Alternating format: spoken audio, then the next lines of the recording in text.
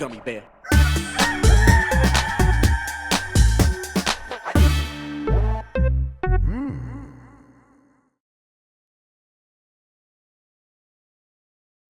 It's the internet. You're busy. Let's do this on August 18th, 2022. For the next hour or so, let me help you sort through the world of gaming on Game Mess Mornings Live with me, Jeff Grubb. Today, everything is become embraced. But first, please join me in welcoming today's co-host to Game Mess Mornings. It's Jan Ochoa from GameCube. Jan, how are you doing? I'm ready to be embraced. I want to be given a warm hug. I want to give a good group hug with my boy Bilbo, GameCube Bilbo, GameCube Bilbo, yeah. Gollum, Andy Serkis. GameCube okay. Bilbo sounds like a rap handle. It sounds absolutely. I'm the GameCube Bilbo. Yeah, I don't know. It's just very good stuff. And then, yeah, it's like I'm the GameCube Bilbo. Gunshot, gunshot, gunshot. What's up, ho? Yeah. I'm sorry. I cussed. I don't know if ho counts as a cuss. I mean the tool ho. Right. Exactly. That's the reverse blinking white guy because it's so acceptable to say that ho instead. We were talking before we went live. We got Twitch chat integrated here so we can see everybody here. So if you are watching live or you were thinking about coming out, hanging out, and you prefer the Twitch chat for some reason, we see you now. I didn't think about this though. Some people are abusing this power. They're in both chats. And I didn't think about the power there that they might wield. I wouldn't mind if they just start like a turf war with each other. Exactly. Know? Yeah, we can have a little bit of rivalry going. Compete for our love. Just like I make my children do. Yeah, me and my secret family too, with my real family. Exactly right. You and GameCube Bilbo just out there making the family, making the magic happen. Absolutely. Yep. Okay. Before we get into this other mess, let's talk about what we do here. Most weekdays, Jeff Grubb, will help piece your gaming life back together. That includes breaking news, the catch-up, where we discuss the biggest topics consuming the lives of gamers everywhere, and maybe even bring some of our own original reporting. For all these topics, I'll get the input of a bona fide expert who will make me look smart. If you are watching live on Twitch, welcome. If you are, you can listen to the show later on podcast feeds by searching for Game Mess Mornings or find the RSS on giantbomb.com. You can also catch the show later with chapters and timestamps on YouTube. Hello, YouTube. Appreciate you showing up. Those are the real pervs. That's exactly. They're watching on their own time, just like eating grapes, having someone feed them grapes. God, I know. The grape industry. Jeez. Yeah. Well, we have a lot to get into, so let's start the morning mess with The Lord of the Rings has a new rights owner. What does that mean? This I picked this one up from Ollie Welsh at Polygon. I remember they did a whole quick. Yeah, please. Let's real quick, Jeff Grubb. Did we do this? Did we put like the Lord of the Rings franchise by talking about GameCube Bilbo on Embracer's periphery, and they were like, "Hey, we could just get that. I liked the Hobbit trilogy over the Lord of the Rings trilogy. Let's just buy the whole thing." Yeah, they're like, look at this fucked up guy on Giant Bomb. What is this guy? They're like, wait, we could just buy that? All right, let's go for it. There is a lot happening here. I'm still like, okay, what exactly does this mean? The reason I went with the Polygon story is they do a pretty good job of explaining just that. So let's get into it. Embracer Group, the ambitious, acquisition-hungry Swedish gaming conglomerate, has bought the rights to make films, games, merchandise, and theme parks based on J.R.R. Tolkien's The Lord of the Rings and The Hobbit. The deal comes as a surprise. Excuse me. Reporting on the sale of the rights by the Saul Zaentz Company earlier this year, Variety said the buyer was expected to be a Hollywood studio or tech giant. Amazon, which is about to debut its streaming series, The Lord of the Rings, The Rings of Power, was a prime candidate. Haha, I get it. Prime candidate. Good writing. Variety also said the rights were expected to fetch at least $2 billion. Although the purchase price was undisclosed, it appears Embracer has acquired Middle-earth Enterprises, the Zaentz subsidiary that owns the rights, for significantly less than that. Embracer announced the deal alongside 5 other smaller acquisitions: Limited Run Games, the publisher of collectible physical editions of games, Tripwire Interactive, the developer and publisher of games like Killing Floor and Maneater, Singstrix, a company that creates vocal effects technology for karaoke and gaming, and Tuxedo Labs, developer of the destruction game Teardown. So shout out to them getting paid. Whoa, get the bag. Yeah, getting that bag over there at Tuxedo Labs. The sixth and final acquisition remains a secret for now, but Embracer said it was the third or fourth largest of the deals, so it's not as major as some of these other ones. In a financial note, Embracer said that the likely total cost of acquiring the 6 businesses over a period of time is expected to be 8.2 billion Swedish krona, which is around 788 million. And I know all about krona from the Girl with the Dragon Tattoo series when I read that, and they're like, krona this, krona that. I'm like, man, krona, that's a hell of a name for money. Cronuts sound delicious. Oh, man, fuck me out with a cronut. Even if we assume the value of Middle-earth Enterprises to make the vast majority of that sum, it's still less than half what the prized Lord of the Rings rights were expected to fetch. There's a little bit more here, but like just to like get that part off the table, it's like, oh, why didn't Amazon do this? There's some conflict between Warner Brothers and the Middle-earth Enterprises, where because Warner Brothers wasn't actively producing a film, Middle-earth Enterprises is like, hey, the rights have come back to us.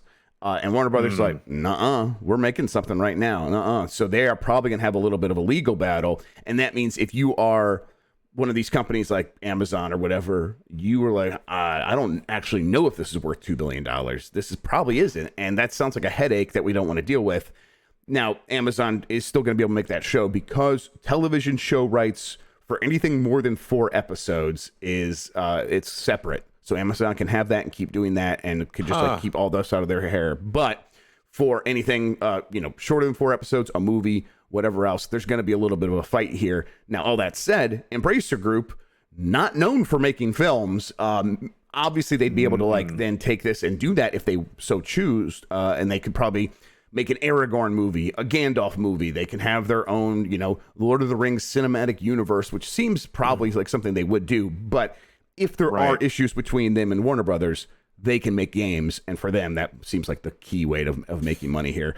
Jim, what the hell is happening? I have no idea. It's been a joke for the last couple months of like, oh, everyone's going to get embraced. Embracer's buying everyone, but they are literally trying to buy everyone. And it kind of seems like something that has been on the cusp of happening, at least with the Middle-earth or like the Lord of the Rings franchise. I mean, we see how big the Harry Potter franchise is with how many spin-off movies, like the Fantastic Beasts series, even though that is of middling quality. But they also have theme parks and everything. And I feel like the fan base for the Lord of the Rings series as a whole, whether or not you're a fan of the books, the movies, or even some of the games, I feel like this is a no-brainer that you could get people to travel to a Universal Studios and build out a Lord of the Rings type of theme park, no matter how big or small. I didn't know that about the series legalities of like having more than 4 episodes, and that kind of makes sense now why Amazon and other streamers are going and seeking out to build series rather than doing a movie. Yes, exactly. Other than subscriber retention, right? Yeah. I mean, obviously television, very big for like all these platforms in terms of this is the way content, people who sit at home and watch a lot of streaming stuff, this is what they want. They want this over movies and stuff like that. Absolutely. But you're right. There are obviously contractual reasons to do it as well. And it kind of works out where Amazon's just like, hey, listen, we don't need to be in this fight. People in chat also pointing out that like Embracer, while not known for making movies, could, now that they own Middle-earth Enterprises, basically, I guess that's what's happened here. They have bought Middle-earth Enterprises.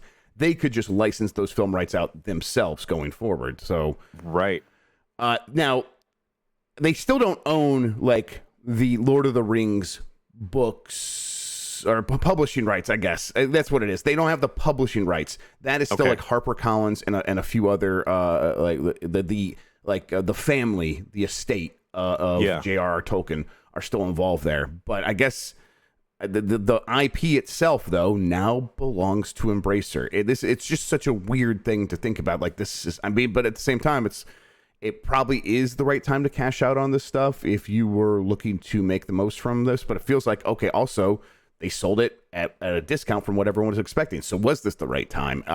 It's hard to parse a lot of those things. That said, what do you expect to happen here from Embracer? Because it feels like, I don't know. We still don't know what an Embracer-led anything looks like, because it's mostly just been acquisition. It hasn't turned into anything other than that THQ Nordic string we watched, where it's like, they're making they did the sequel, or they did a remake of SpongeBob, the Battle of Bikini Bottom, and now they're making a sequel to that.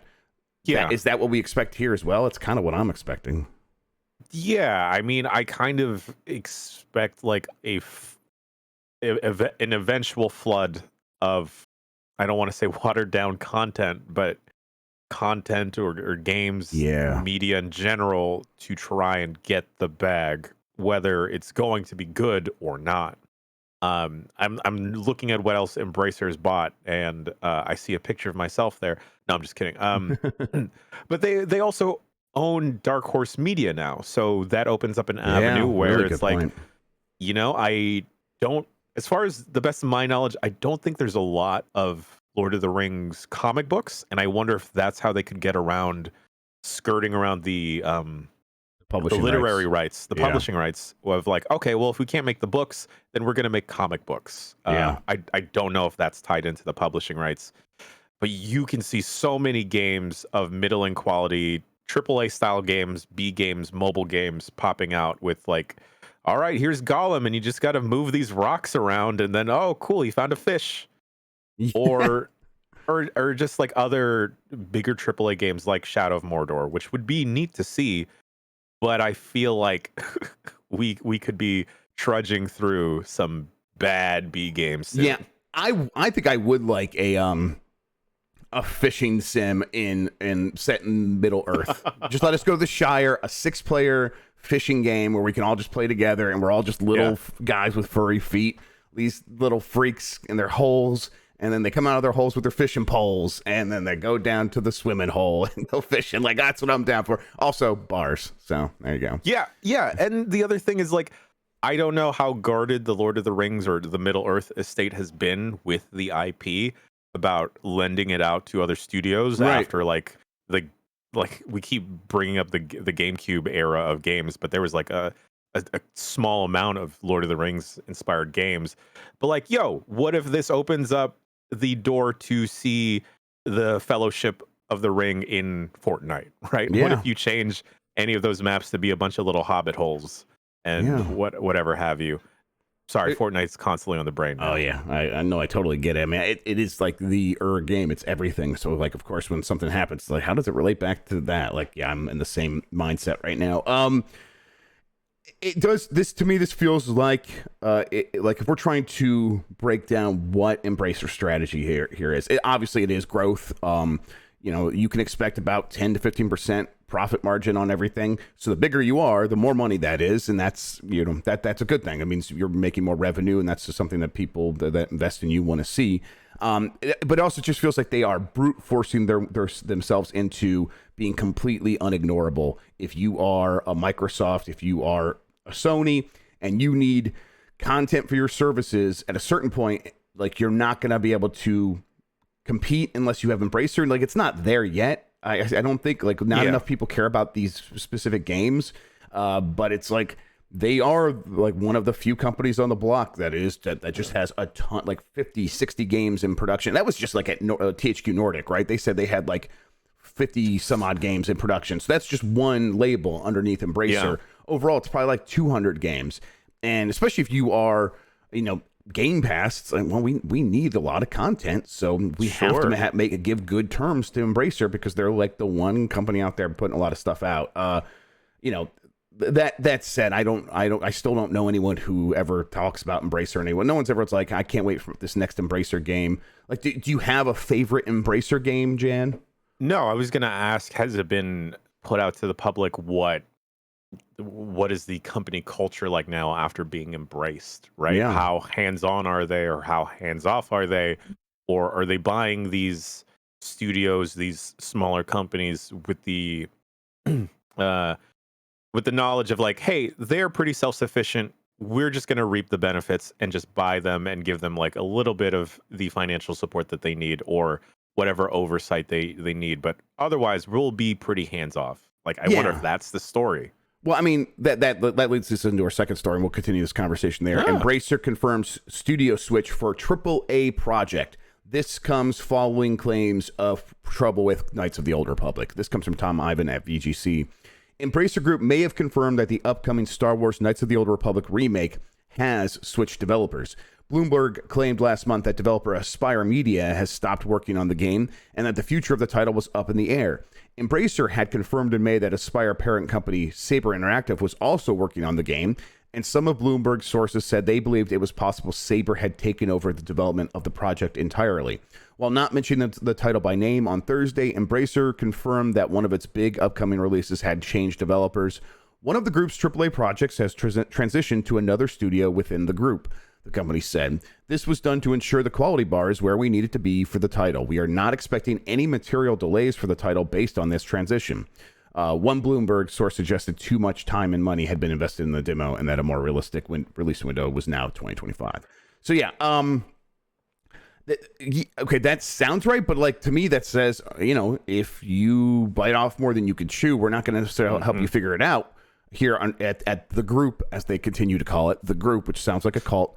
It's the name of my cult and Cult of the Lamb. We are the group. Pretty close. Yeah, and so like if you bite off more than you can chew, we're not necessarily going to help you figure it out. We're just going to move that project somewhere else and just say like cut our losses and say good luck. I mean, I don't know. From the outside looking in, that's what it appears to be, kind of cutthroat a little bit. Now, obviously, Embracer does have a lot of resources for acquisitions. Have we seen those resources come to bear in the products themselves? I think for the scale that I was expecting Embracer to be, I was like, yeah, I liked Mud Runner. I liked Spin Tires. And then it became Mud Runner. And then now it's Snow Runner was the game released under Embracer, essentially, at Saber Interactive. And it's like, it's kind of murky because the acquisition was happening during that time. But Snow Runner became more of a game than even Mud Runner and stuff like that.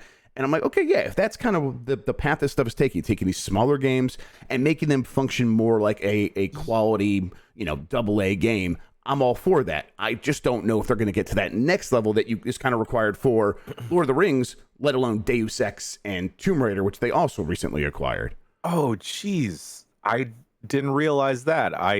Yeah, that's right. It's everything. I forgot that they embraced Lara Croft and what's his face with the sunglasses. Yeah, Deus Ex Boy. Yeah, Deus Ex Boy. Yeah, I can't remember his name. Oh, geez. Well, yeah, I guess if they're willing to shift funds around and move projects around, maybe they will be looking or more hardcore looking for results. Yeah, maybe. from these studios rather than just letting them Adam Jensen be squandered. Thank you, Chad. There we go. Rather than letting them just maybe go in like a circular pattern of just like making something that isn't working or continuing down something, and then this is the hand. This maybe they just need to be focused or whatever. Yeah, and that's what the group is trying to do. Yeah, it seems like we're still gonna take some time to figure out exactly what this all looks like. If Embracer sort of collapses over time, I'm really curious to see how this stuff would shake out. Would it be like a fire sale, or would these things just get lost? Like it seems like you could look behind your computer and see a tangle of cords and stuff back there. It feels like this is already that, and that's with a lot of energy being put into it.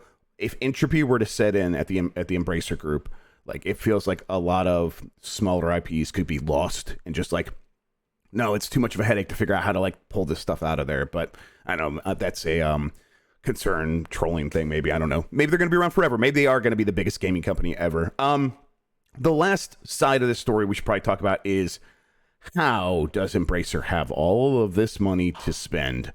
And there's two basic things that come to mind for this. The one is a publicly confirmed $1 billion investment from Saudi Arabia into Embracer Group. So you have $1 billion to spend because this, a Saudi prince is like, we are investing a lot in games. That helps. It also helps that if you compare like video game company prices on the European stock exchanges or like a Swedish stock exchange to, let's say, Asian stock exchanges or the United States, they are pretty underpriced.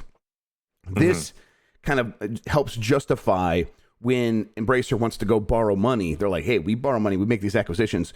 We make video games like in Europe sort of, again, unignorable. We cannot ignore what is happening here.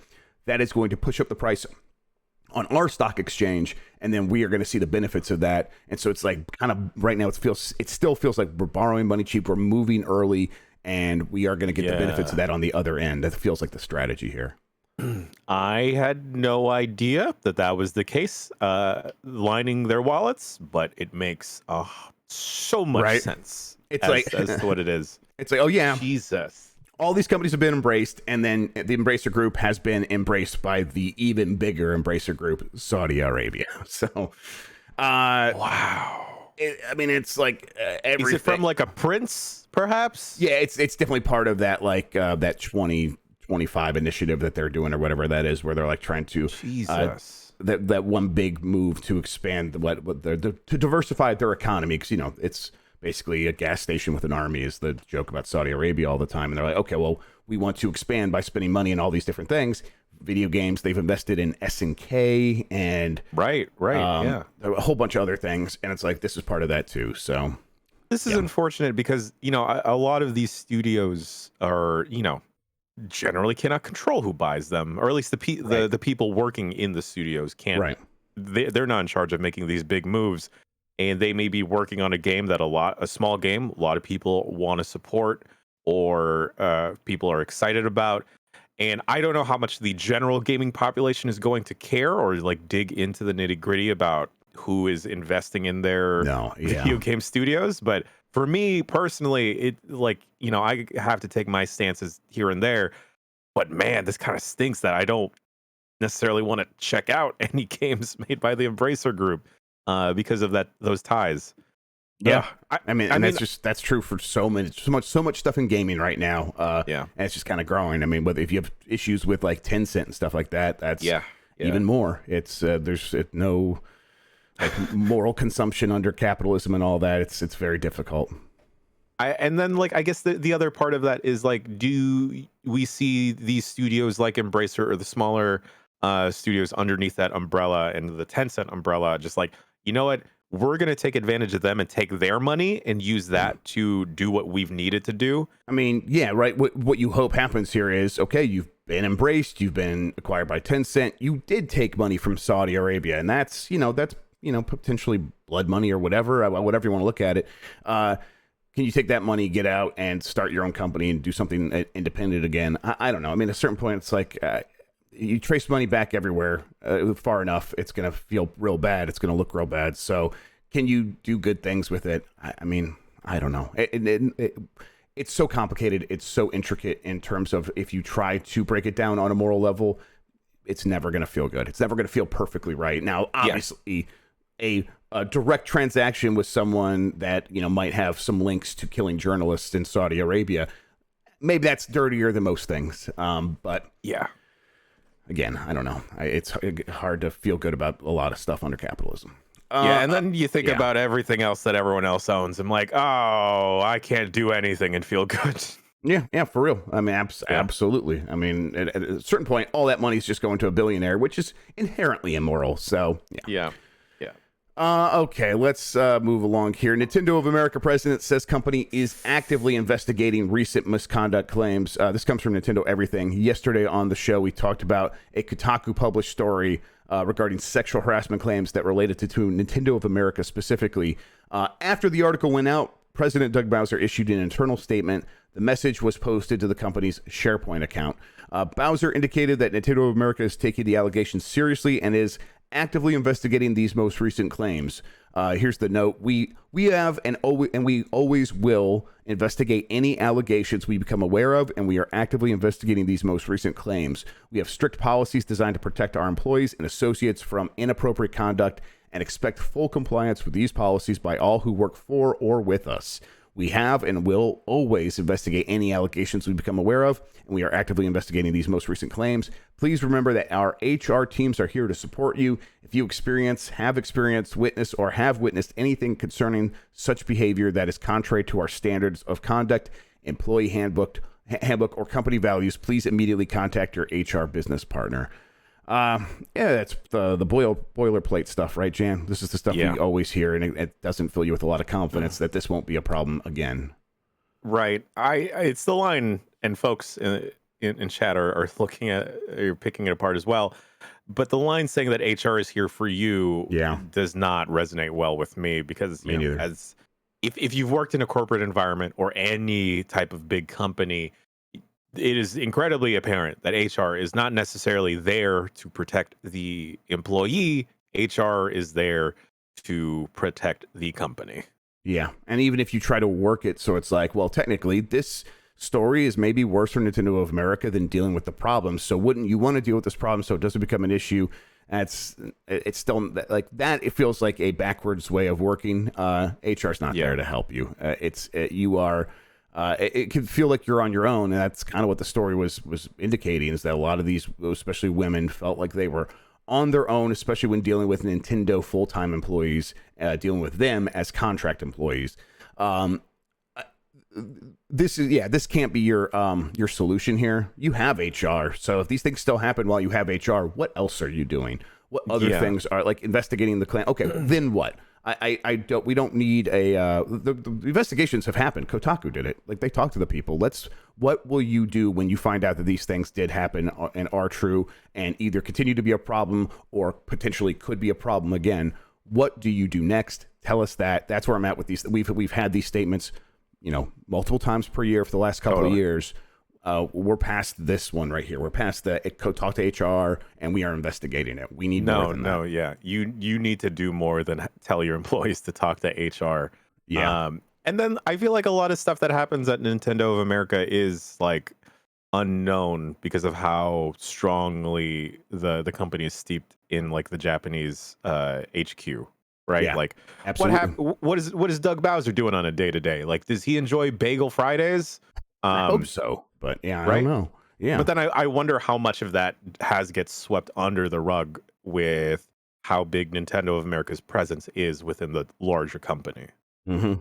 It's a black box for us that are like in the industry, let alone anyone who's not. And once you start working there, that was part of that story as well, where it was hard to interpret what contract employees needed to do to get that coveted full-time role at Nintendo. And so, like, when they would sit down to talk to people, that's where a lot of the power dynamics would come into play. They're like, talk to this person, become close with this person. Don't make this person feel bad if they hit on you. And it's like, okay, these are cultural issues and things that need to be dealt with. It needs more sun lit on it than just we are investigating it, and talk to HR. Yeah.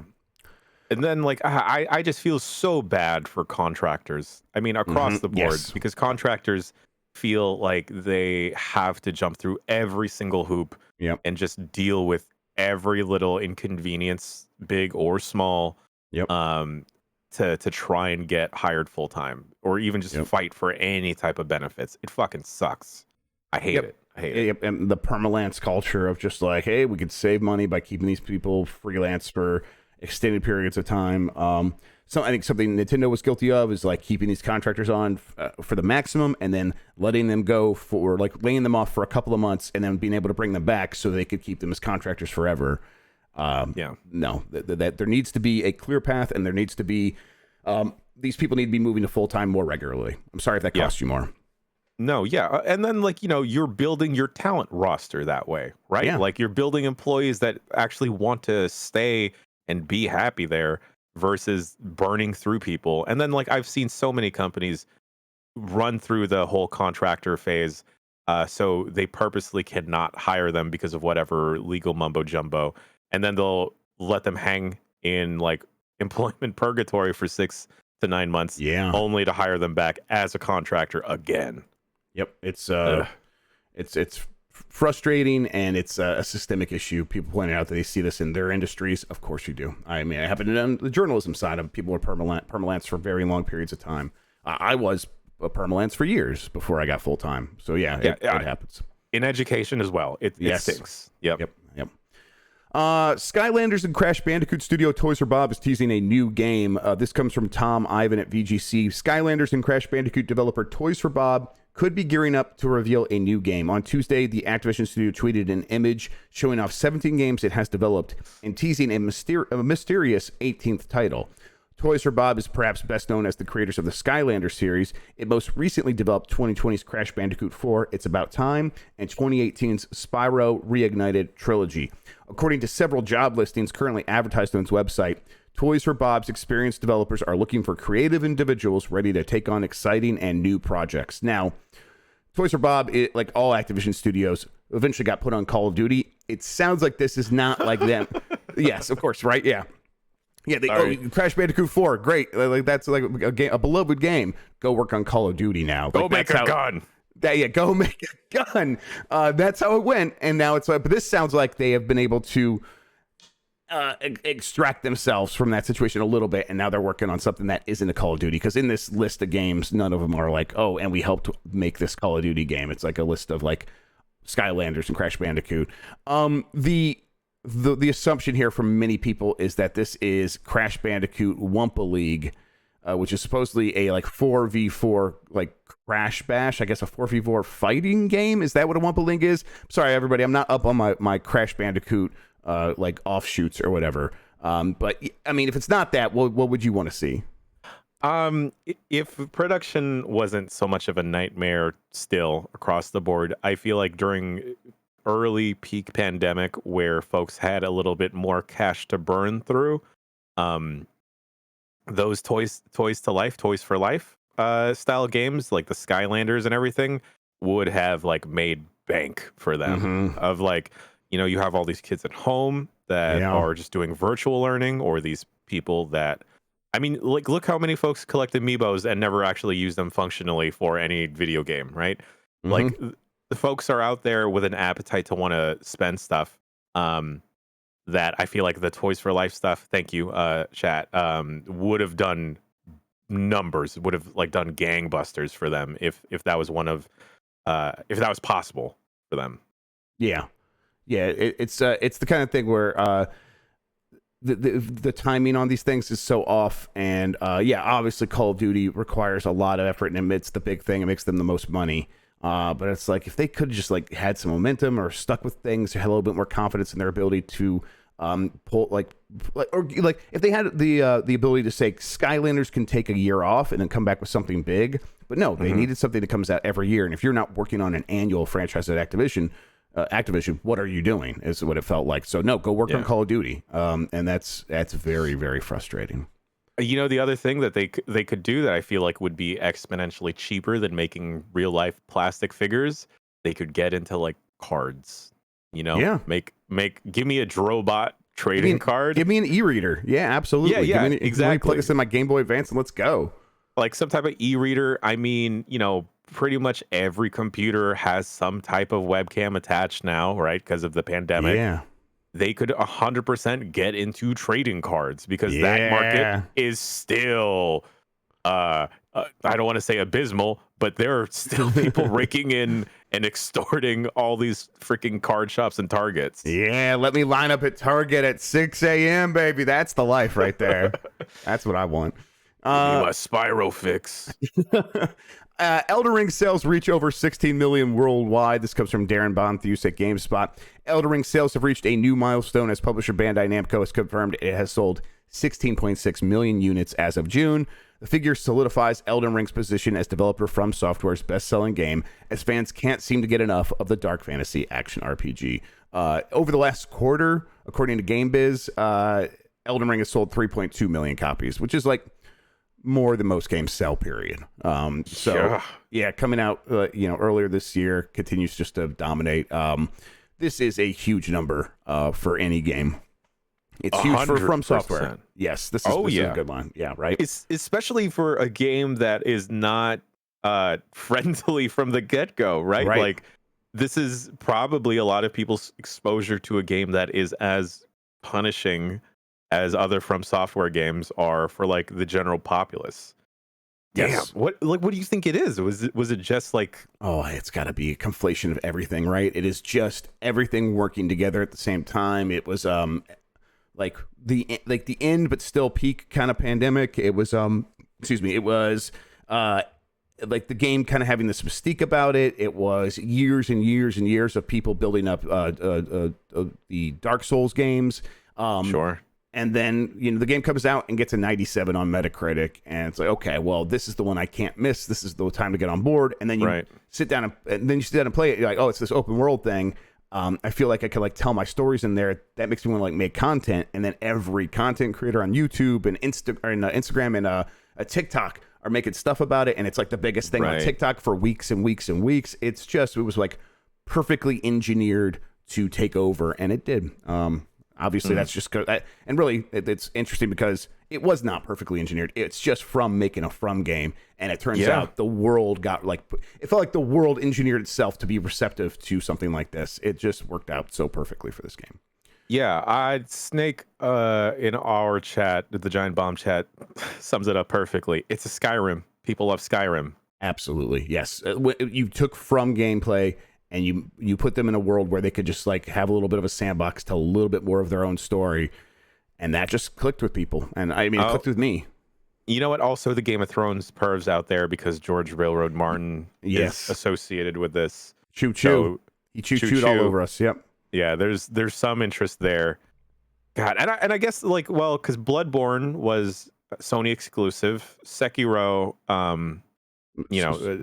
was cross-platform. It was multi-platform, but it was also like I don't know. It felt like, okay, that game came out, but it wasn't primed in the way Elden Ring was, where it's like, okay, Sekiro won Game of the Year that year, and now it's like, oh, this studio that's won Game of the Year last time they put a couple of games out, like now I can't miss this one. Again, that's kind of how it goes. So, right, yeah, big stuff is still happening from. I imagine we're probably going to get Elden Ring DLC pretty soon. I hope we do. Oh, geez, I didn't even think about a world with DLC. Yeah, and I wonder what it would look like. Although the game's so big, I haven't seen everything. I don't know why I need DLC. Nintendo reportedly planning smaller Switch packaging. This also comes from Darren Bonthus at GameSpot.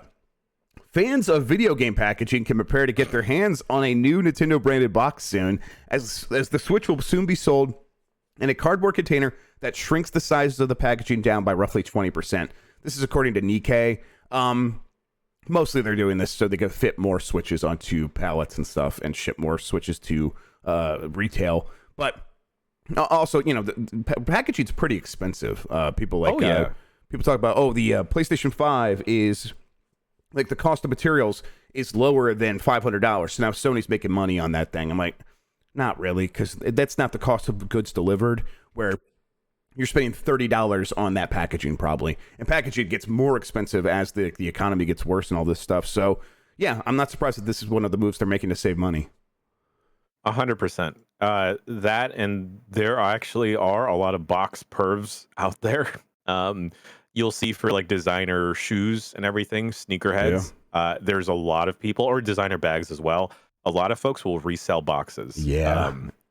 What is it about a consumer electronics box that is like so appealing? These things are engineered in labs where I'm like, I don't even like using the thing as much as I like looking at the box. I don't know what it is. I love a good box that like winds up unfolding into just one big piece of cardboard that was just folded in on itself. That's how I hope to go out. Just fold it in on myself. Open world Iron Man game was in the works for years at Just Cause Studio. This comes from a Min-Max interview you can listen to. But I'm going to pick this one up from Eddie McCoo at GameSpot. Just Cause developer Avalanche Studios was developing an open-world Iron Man game years ago. Studio founder Christopher Sundberg revealed in a new interview. Sundberg, who left Avalanche in 2019, told Min-Max that this game was in development for a couple of years. The game would have allowed players to fly anywhere and punch people through walls with Iron Man's repulsor gloves, those are the two things that Iron Man does, is fly and punch people through walls. And that was at least during one part of development. The game got canceled for unspecified reasons around 2012.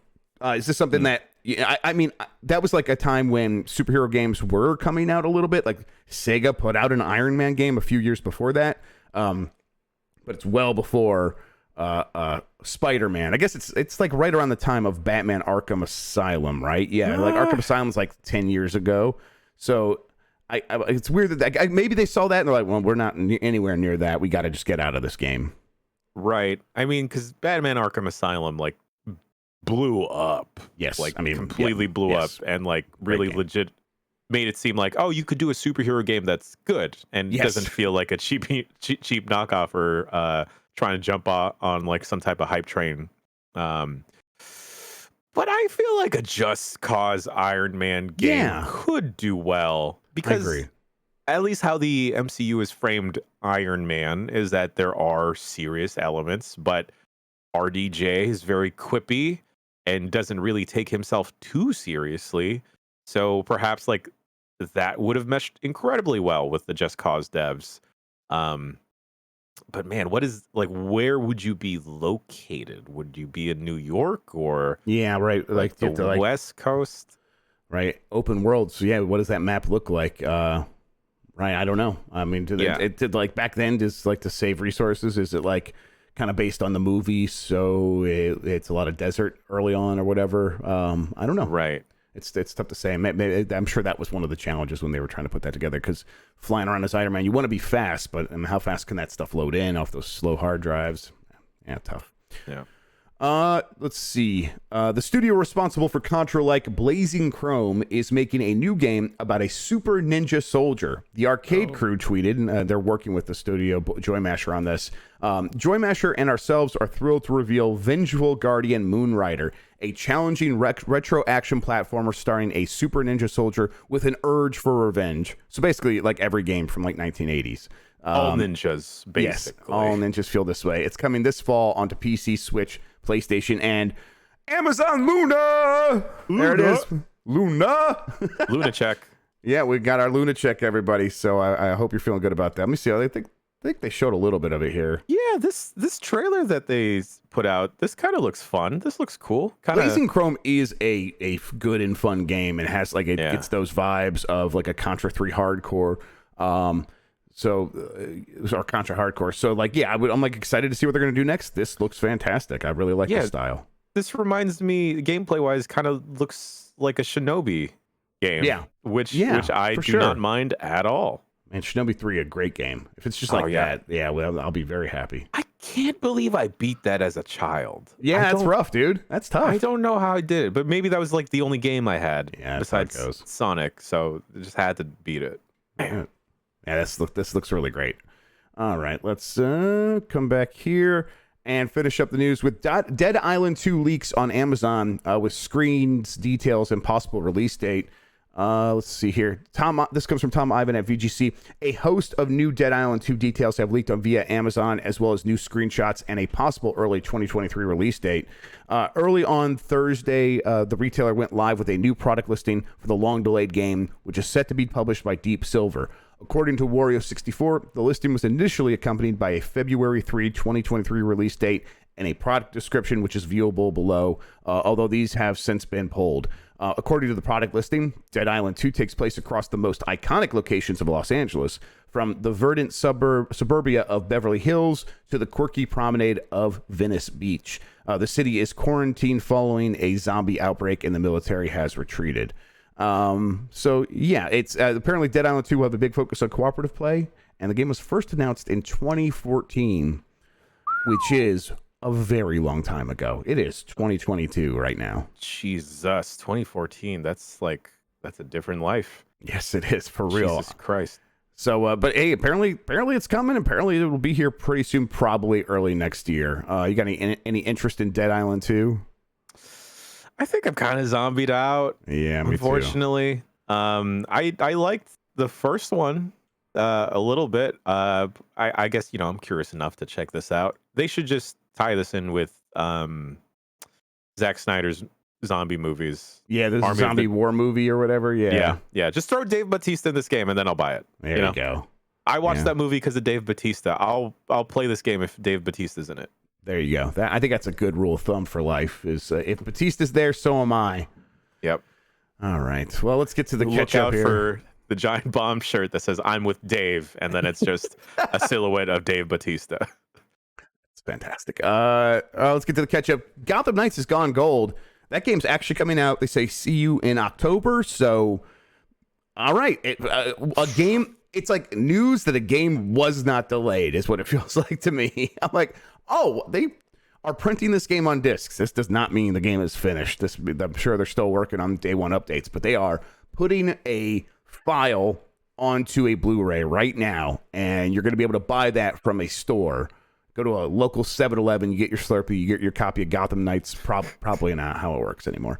But hey, in October, so there's games coming out in October. How do you feel about that? They say it's gone gold, and I still don't believe it. Especially because when they teased that, I don't think it's the same devs. It's probably same studio, maybe. The Suicide Squad game.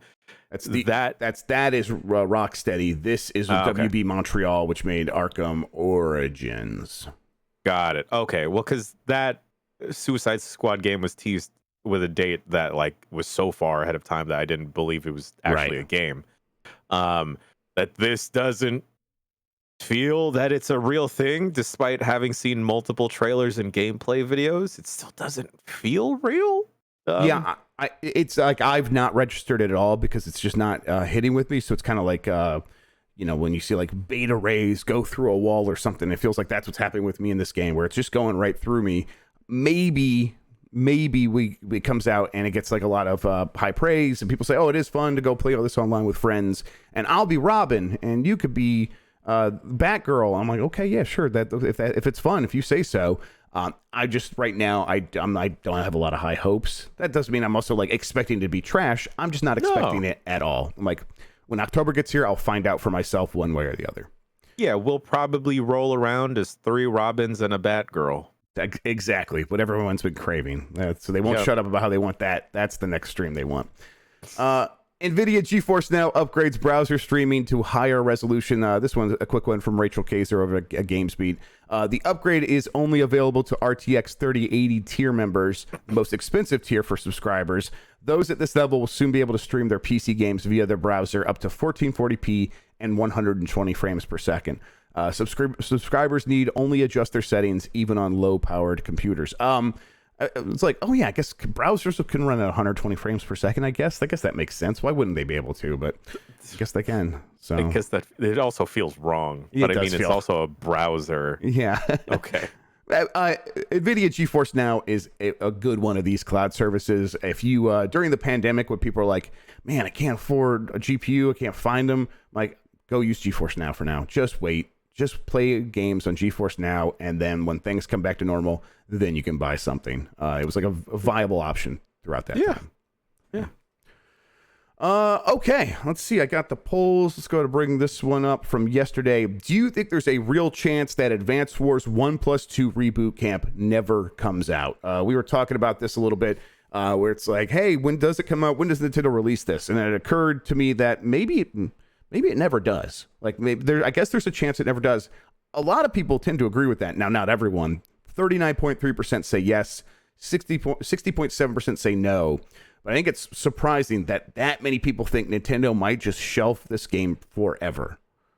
I don't see them doing that. I hope not. I think I probably agree, but maybe. I don't know. It just feels like it's like a no-brainer to just put out, because of how many folks have been clamoring for it, that to put in all that work. But then again, who knows all the other things that Nintendo is actively working on that just never see the light of day. Yeah. And it's like in this one case, this one feels like it might not come out just because they're like, it might not be worth it in case it's like a PR disaster. I don't think it would be. People put out Call of Duty games every year, and there's wars going on all the time. They're going to put out Call of Duty this year, and it's going to come out, and it's going to be just fine. This is Nintendo, though. It is, a choice made by Nintendo Japan, and I think they feel differently about this stuff. And I think this is also going to scare them off from using any sort of like modern military infantry-based characters in video games going forward. I think they're going to be pretty scared of doing that going forward. Yeah. But even then, if that is the intent, because of like the current state of the world, what are they actively doing as a company to fight off or to support folks that actually need support other than not releasing a game? Because that doesn't seem like the actual proper move here of like, oh, the world is at war with each other. We're not going to release this one game that has little chibi tiles and people fighting a fake war. Don't think that is the move to actually show their support for the current state of the world. Yep, it definitely is not. It is a move to avoid a PR blunder, and that has nothing to do with helping other people. And it's like very little interest in that being, that's your problem. Figure that out on your own. If this is about support, then yes, absolutely do more. It just turns out in most of these instances where these things are happening, it's not about support. It's never been about support. It is about avoiding their own, just PR nightmare, which, even at this point, it doesn't feel like this would turn into that, but they still might think that. Yeah. Let's see. I want to ask another question for tomorrow. Without looking it up, do you have a favorite Embracer Group game or a game you're looking forward to from an Embracer studio? Let's see. It's going to hit this. I'm going to hit yes. And I feel like you should have a third option of like, maybe. Yeah, let's. But that's gonna hardcore skew the results. All right, fair enough. Let's see then. Well, then, I think I actually do because, like I said, SnowRunner. So I'm gonna. Oh, I thought it was. I thought it was an upcoming game that Jess's semi-husband is working on. I'm actually looking forward to that as well. So it's like, yes, I have yeses in both directions here when it comes to Embracer. I'm just betting most people don't think about Embracer enough to have a yes for this one, but let's see. Let's go for it. All right. How about you? Do you I think we talked about this a little bit earlier, but like when we said like Saints Row, you're probably looking forward to Saints Row, right? Saints Row, looking forward to that. Yeah. Looking forward to potentially swinging a dong around as a weapon, like a. That doesn't make it better, Jan. Item. You're clarifying that you want to swing a dong around as a weapon, and I don't think you realize that that's worse. Yeah, I realized that after the clarification, did not make it any better. Just dug myself deeper into there. I stepped in it. I tell you, when it comes to this topic, Twitch chat and our chat agree very much so. Yes. This is how we unite them. This is how we get them to be friends with each other. Exactly, yes. This is swinging dongs. Yes, it's just like that movie Miracle, where we're going to be the rough coaches on you, and we're going to make you realize that you are friends and not enemies all along. Watch Miracle, guys. That's a good movie. Shouts out to Kurt Russell. Yeah, Kurt Russell. I got it there. My brain worked for a second. All right, Jan, what do we have happening this week? I don't know why I did this to myself, but I'm gonna play Sekiro again after this. So stay tuned, everybody. May have to refresh some pages. Also, loose plans on doing an unfinished for Backpack Hero. Perhaps a quick look for Midnight Fight Express. And then later today, we have the voicemail dump truck joined by Broadway Alex Boniello. Yeah. So there's still time to send in your Broadway related calls. If you have questions, we've not gone through the calls yet, so there's still time. I have not gone through the calls yet, and you're going to play Sekiro. Mistake. Okay, yeah. All right. Don't kill yourself, Jan. Jeez. Nonsense. All right. Well, that's I'm excited about all of that. That's going to be happening all right here. If you're watching live, stick with us. Like we're going to just keep going. So hang out with us. Otherwise, if you're watching later, be sure to check all that stuff out on Giant Bomb. Let's get out of here. Jan, thank you so much for hanging out with me. Thank you, Jeff Grubb, for letting me hang out with you. Chat, thank you so much for hanging out with me live. Everyone who watched later, you guys are all the best audience in gaming. Until next time, have a good one. Take care of yourself, and goodbye. Bye-bye.